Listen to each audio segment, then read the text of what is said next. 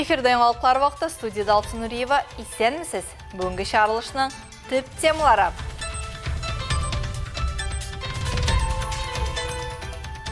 Пердені ашсақ табыла. Әлмәтте 7-ші шақырылыш Дәулет Советына депутатлар сойлауызды.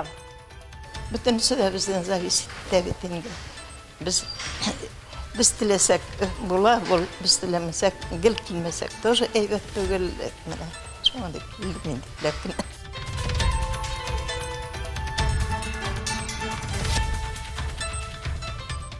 Актив рәвіште гражданлық позициясын көрсеттілер. Ознақай районында сойлаулар ұйышқан түсті өтті. Бұл біздің ауыш беруіміз, біздің сойлауда қатнашуымыз, бұл біздің борышымыз.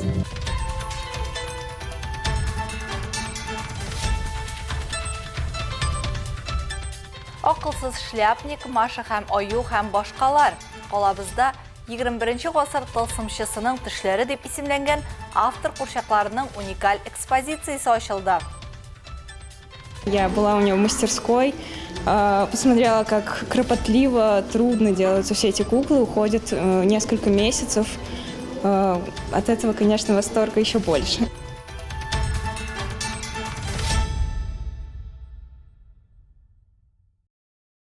8 сентябрда республикада 7-ші шақырылыш Татарстан Дәулет Советі депутатларын сойлауызды. Оларда 50 депутат партия исемліклері бойынша һәм шул қадарык бір мандатлы сойлау округлары бойынша қатнашты. Шулай етіп 100 депутат мандатына барлығы 397 кандидат дәғуа етті. Қолабызда сойлаулардың барышын Рәдифә Нығманова көріп қайтты.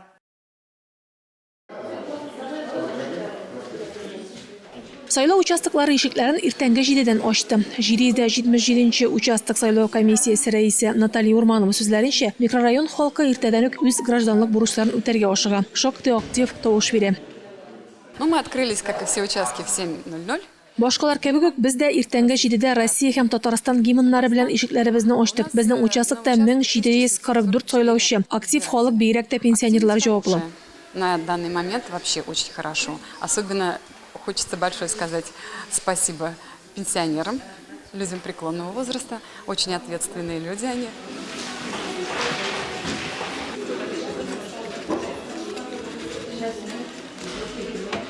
Райхана Даутова Актаныш районында туып үскән. Әлмәттә яшәвенә инде 50 елдан артык. 40 елын ул Татнефтегаз идарәсендә эшләгән. Калдырмыйм. Бүтінісі де бізден зависит дәветінге.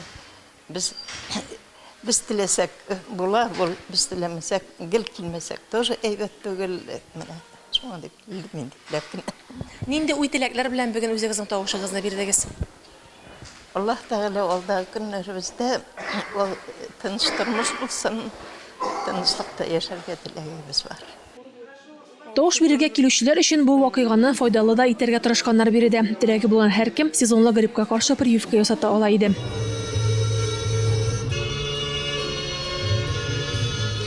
797-нче сайлау участогында 2000-гә якын сайлаучы карый. Биредә алар өчен барлык мөмкинлекләр дә тудырылган. Килгән һәркемгә махсус браслетлар өләшендә һәм алар шушы браслетларны киеп, махсус фонда үзенең бәхет формуласын чыгара алды.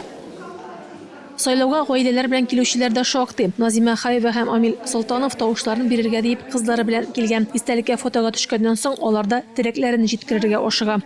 Тынычлык телибез. Бәхетле тормыш, тынычлык.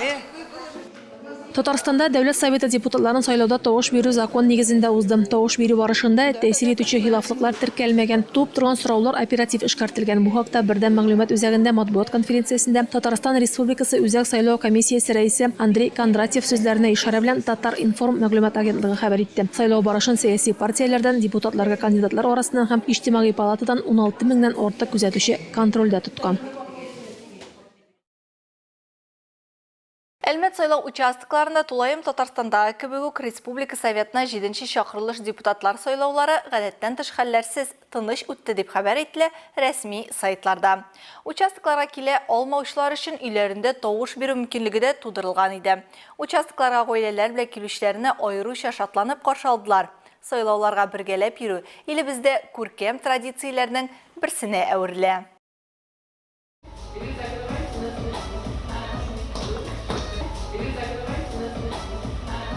Лейсен һәм Илнур Гыймадиевлар Түбән Моктама бистәсендә яши. 18 ел элек корылган гаиләдә 5 бала, 5 кызчык, юлчык үсеп килә. Каягына барсалар да, нигенә эшләсәләр дә, алар һәрчак бергә. 7нче чакырылыш Татарстан Дәүләт Советы депутатларын сайлап тавыш бирер өчен дә бергәләп 876 сайлау участогына килгәннәр.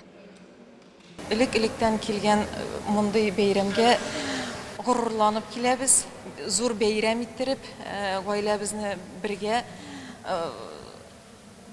берләштерер өчен бергә шулай бәйрәмнәргә йөрибез.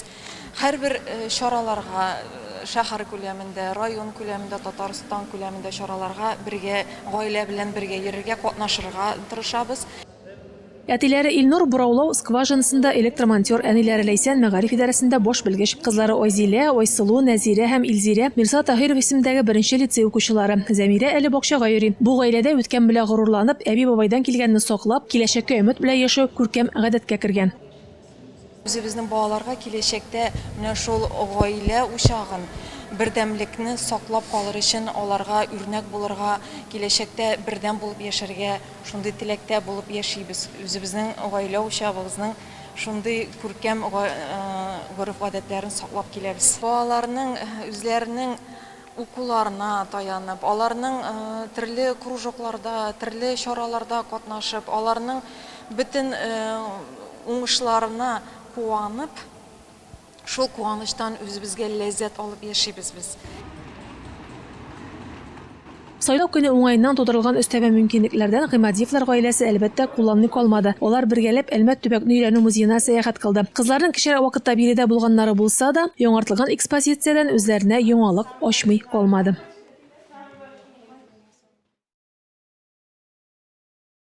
Ознакай районында да Татарстан Дәүләт Советына депутатлар сайлаулар оешкан төстә узды. Бу көнне барлыгы 62 сайлау участогында иртәнге сәгать 7дән эш башлады.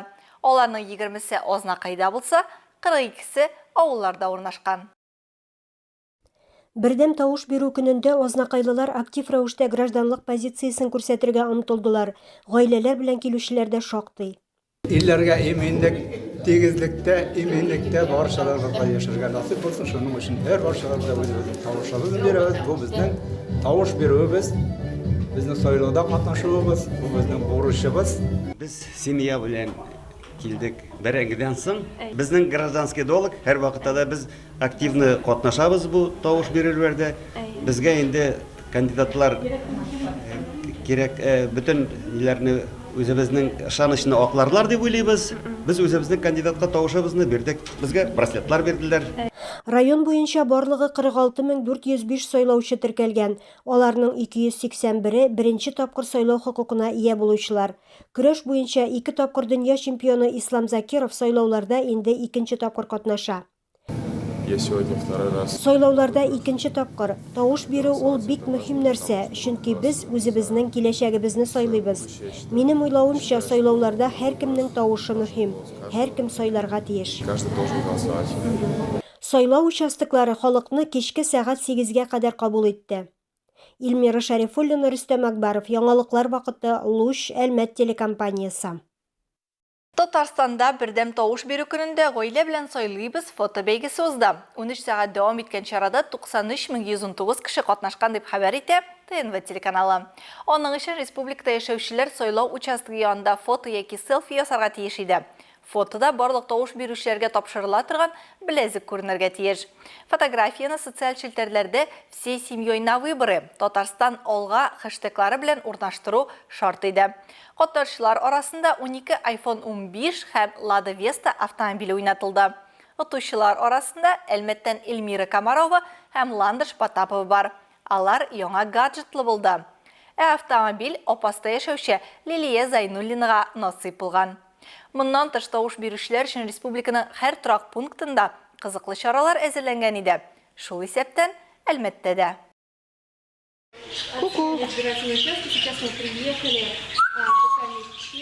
Сайлау участогына килгән әлмәтлеләр өчен бүген калабызда бик күп төрле кызыклы вакыйгалар әзерләнеп куйганнар иде. Мисал өчен, сайлауларда алынган махсус браслетлар ярдәмендә менә шушы кышкы бакчага керергә була. Биредә күп санлы балыклар, кошлар, шулай ук безнең тирәлеккә хас булмаган үсемлекләр бар. Кышкы бакчада иң озак яшәүче җан иясе Жако токымлы сөйләшә торган попугай. Аны кунаклар аеруча кызыксынып күзәтә. Караучысы Рафик Фасхетдинов сүзләренчә, тутый кош күп кеше килүен яратмый, шуңа бүген бераз борчыла. Он, когда слишком много народу не любит, это немножко трясется, как бы посторонние люди, он не очень это любит. Ну а так он нормальный, дружелюбный. Кунакларны бушка каршы алучы тагы бер урын Әлмәт картиналар галереясы. Биредә курчаклар күргәзмәсе бара. 21-нче гасыр тылсымчысы төшләре исемле күргәзмәдә урта гасырның данлыклы шәхесләреннән башлап, ерак йолдызлардан килгән галәм кунакларында тарихи геройларны да очратырга була. Зәйнетдиновлар гаиләсе галереяда беренче тапкыр сайлаулар көнен бәйрәм итәргә менә дигән мөмкинлек ди алар.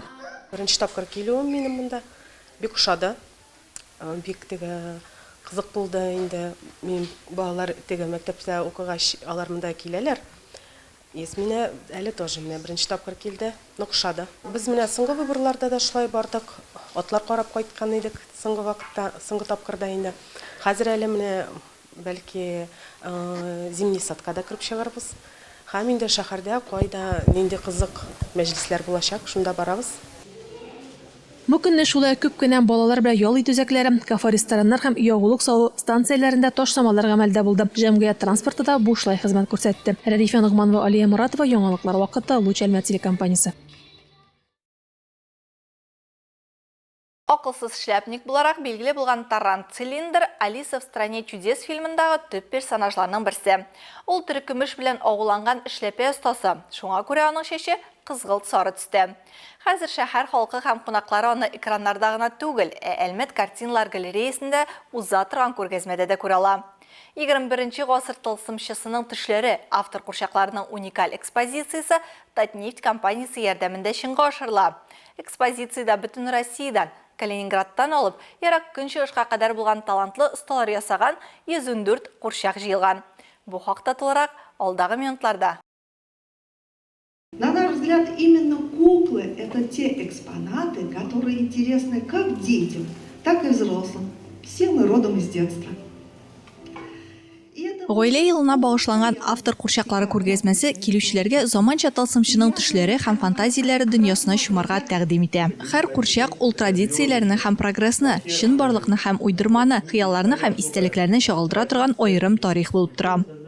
Кукла это очень народная. Курчаклар ул халык иҗаты. Алар үзләрендә элитарлыкны, халыкчанлыкны, уникальлекне һәм бар кешегә дә аңлаешлы булуын берләштерә. Шуңа күрә бирегә килгән һәркем үзе өчен менә шушы аспектларны табып, нечкә эш һәм осталык күрә ала. Һәм шул ук вакытта биредәге эшләр һәркемгә аңлашыла. В то же время это очень доступно, понятно.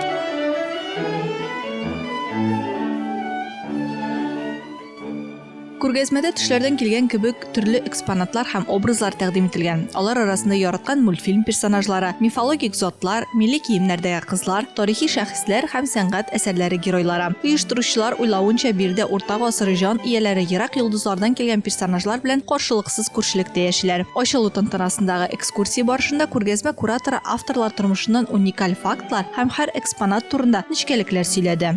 Медведь,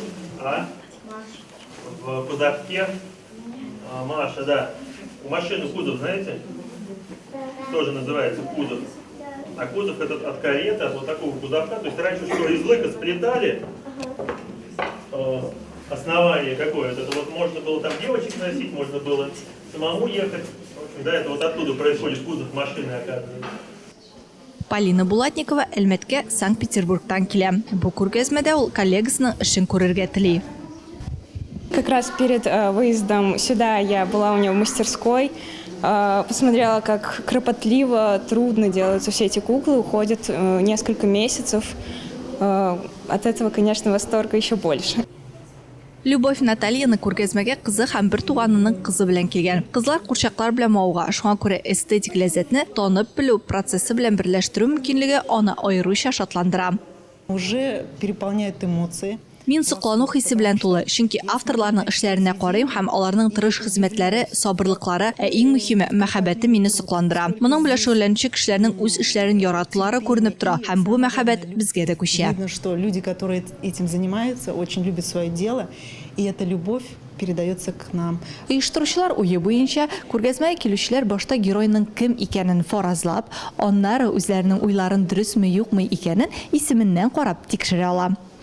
Күргәзмә Әлмәт картиналар галереясында теләгән һәркем өчен 24 ноябрьгә кадәр эшләячәк. Это крестная фея. Спорт темаларына. Кеше 8 сентябрьда Әлмәт шәһәренең карате йорты спорт комплексында Кёкусинкан карате буенча укыту спорт сезонының 47-нче ачылышына, шулай ук билем көненә багышланган уку күнекмә җыеннары узды. Анда 20дән артык спортчы катнашты. Чараларның төп максаты укучыларны киләсе уку елына спорт ярышларында катнашуга әзерләү. Укыту күнекмә җыеннары катнашучыларның әзерлек дәрәҗәсен һәм спорт осталыгын арттыру, гаять зур энергия запасы, алыштыргысыз тәҗрибә һәм алга таба камилләшү һәм казанышлар өчен мотивация алу өчен яхшы ысул. Укыту күнекмә җыеннары Сәламәт Татарстан дип исемләнгән Татарстан төбәк иҗтимагый оешмасы президенты Виктор Клачков җитәкчелегендә узды.